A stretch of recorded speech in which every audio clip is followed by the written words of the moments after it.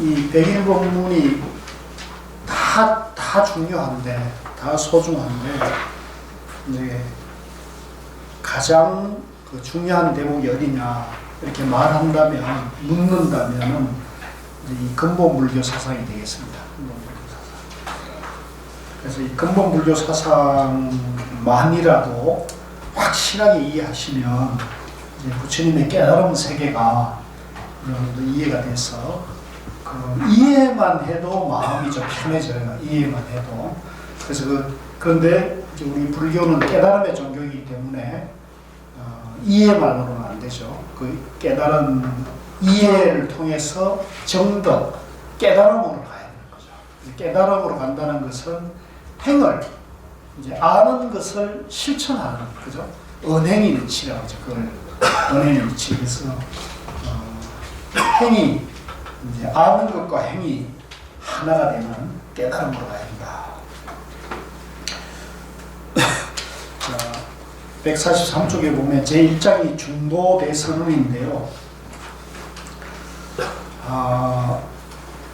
이제 부처님의 깨달음이 무엇이냐 이렇게 누가 묻는다면 이제 저는 이제 중도라고 해요. 중도. 그래서 이걸 다시 이제 처음부터 간단하게 다시 정리를 해보면은 불교가 무엇이냐 이제 누가 이렇게 묻는다면 뭐라고 대답해야 한다고요? 불교가 무엇이냐? 모르겠어요? 불교가 무엇이냐? 부처님의 가르침이다. 그죠? 한번 따라해보세요. 부처님의 가르침. 그러면 이제 또 질문이 나오죠. 부처는 누구냐? 부처가 누구죠?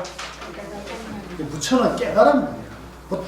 붓다라는 말은 인도 고대어인데 이제 그 붓다라는 말 자체가 인도 말로는 깨달은 자, 깨친 사람이라는 뜻인 거죠.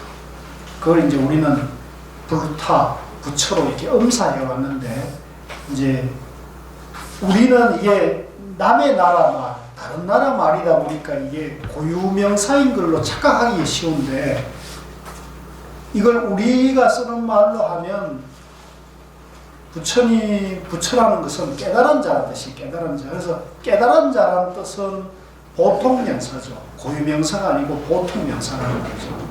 그래서 누구든지 깨달으면 부처가 된다는 거죠. 누구든지 깨달으면 부처가 된다는 거죠. 굉장히 중요한 거예요. 그래서 우리가 여러 인도의 고대어에서 한자, 그 다음에 이제 한자에서 다시 우리말로 이렇게 번역되어 오는 과정 속에서 이 의의 전달, 본뜻이 굉장히 어렵게 전해졌는데 알고 보면 굉장히 쉬운 거예요. 그래서 다시 정리하면 불교가 뭐라고요? 부처님의 가르침이고 부처가 누구라고요? 깨달은 자라는 뜻이란 말이죠. 근데 여기서 이제 또 중요한 것은 무엇을 깨달았느냐 이게 굉장히 중요해요. 저 우리 광화문에 계시는 전 아무개 목사님처럼 그죠? 이제 그런 분도 자기도 다 이제 통달했다 그러시잖아요. 또 저 산중에 계시는 어떤 분들도 예, 다 알았다고 한단 말이에요. 그죠? 그 또 저 어디 가서 정보는 계룡산에서 정보는 분도 자기도 깨달았다고 다 그러거든요. 그래서 이제 깨달았다는 분은 세상에 많은데 이제 중요한 것은 무엇을 깨달았느냐 이것이 이제 기준이 돼야 되거든요. 그래서 부처님도 많은 깨달은 자 중에 한 분인데 왜 우리가 그분을 이제 깨달은 자라고 하느냐 했을 때 그분이 깨달음은 다른 분들 깨달음과는 다르다는 거거든요. 이게 굉장히 중요한 거예요. 그래서 무엇을 깨달았느냐, 무엇을 깨달았다 그랬죠? 우리가 지금까지 공부한 거에 의하면은 부처님이 스스로, 그죠? 부처님이 스스로 당신이 깨치고 난 다음에 첫 설법에서, 이게 중요한 거예요. 굉장히 중요한 거예요. 첫 설법에서, 그죠? 나는 고행과, 그죠? 쾌락의 양극단을 떠나 중도를 깨달았다. 이렇게 얘기한단 말이에요. 그래서 우리가 그 이후에 부처님이 깨달음에 대해서 수많은 그죠? 팔만대장경에 나와 있는 그 수많은 이제 깨달음에 대한 설법을 하셨지만, 이제 그 깨달음에 대한 내용이 워낙 다양한, 그죠? 벌써 그 우리가 아는 초전법륜경 안에서도 중도를 깨달음으로 얘기하시고, 중도를 이제 알아듣지 못하니까 중도는 곧 8가지 바른 길이다 이래서 8정도를 또 얘기하잖아요. 근데 8정도를 얘기해도 또 못 알아들으니까 또 어디로 가요? 사성제로 가잖아요. 그러니까 초전법륜경에서도 부처님이 깨달음을 중도, 8정도, 사성제를 얘기를 하고 있거든요. 그러니까 이게 굉장히 복잡한 거죠. 그래서 우리가 이제 후대에 와서 부처님 떠나신 2500년, 2600년 지난 지금에 와서 우리가 불교를 공부한다는 것도 굉장히 혼란스러울 수밖에 없어요. 그죠?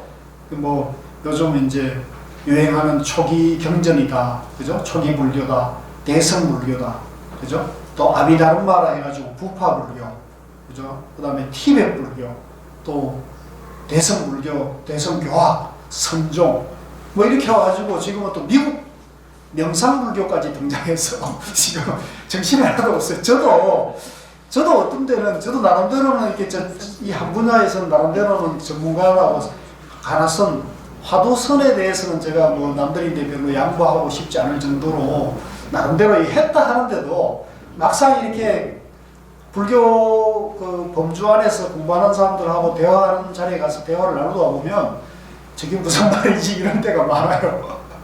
또 어떤 책도 워낙 다양하게 나왔어. 그래서 지금 뭐 제가 공부하는 그 입장에서 보면 가나선이나 이제 선종의 입장에서 보면은 이제 언어와 문자에 대해서 집착을 떠나서 공부하는 거죠.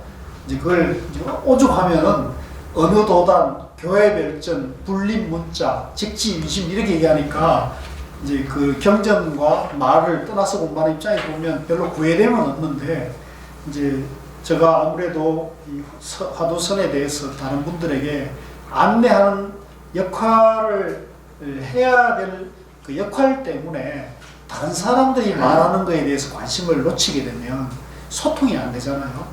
그죠? 소통이 안 되기 때문에 이제 또 최신 정보라든가 최근의 동향 이런 것들을 이제 꾸준히 관심을 가지고 공부를, 그래서 저도 요즘 공부하느라고 많이 바빠요.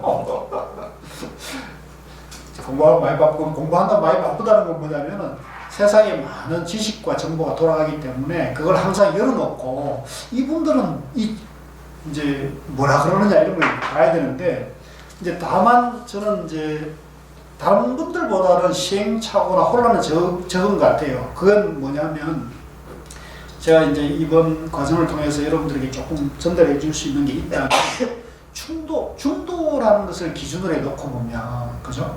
중도라는 그 관점, 중도라는 부처님의 깨달음이 중도라는 기준을 딱 잡아놓고 그 중도를 기준으로 보면은 초기경전, 초기불교, 또 부파불교, 아비담마, 또 중관, 유시, 또 티베트 불교, 또 대성 교학인 뭐 천태, 화엄, 그 다음에 이제 선종, 또 목조, 선종 안에서도 가나선, 목조선, 또 최근에 이제 미국이 이제 참선과 명상의 영향을 받아가지고 마인드풀리스라는 그런 경향들, 이런 프로그램, 이런 다양한 이런 흐름들이 있는데, 중도라는 관점을 딱 가지고 보면은 그것을 모두 이렇게 회통할 수 있는, 그죠? 회통할 수 있는 이 안목이 생겨요. 그러면 그 모든 것들이 장애가 되지 않아요. 걸림이 되지 않거든요. 근데 이걸 이제 중도라는 근본 기준, 근본 불교를 세우지 못하고 각각의 이 사상과 종파를 이렇게 따라가다 보면 그 각각의 종파와 사상에 이제 심취해서 거기에 이제 자칫하면 그것만이 옳다 하는 견해에 이제 붙어버리면 그것과 다른 견해를 얘기하는 것을 받아들이기가 이제 쉽지가 않은 문제가 생기죠.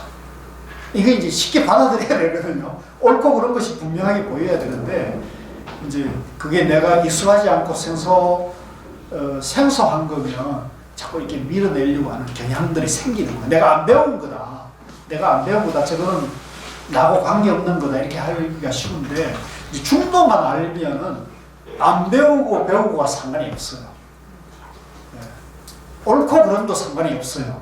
정도만 알게 되면 옳고 그름이나 이제 있다 없다나 안다 모른다나 이런 것도 상관없이 모든 것을 포용하면서 이제 바른 안목을 세울 수 있는 그런 기준이 되거든요.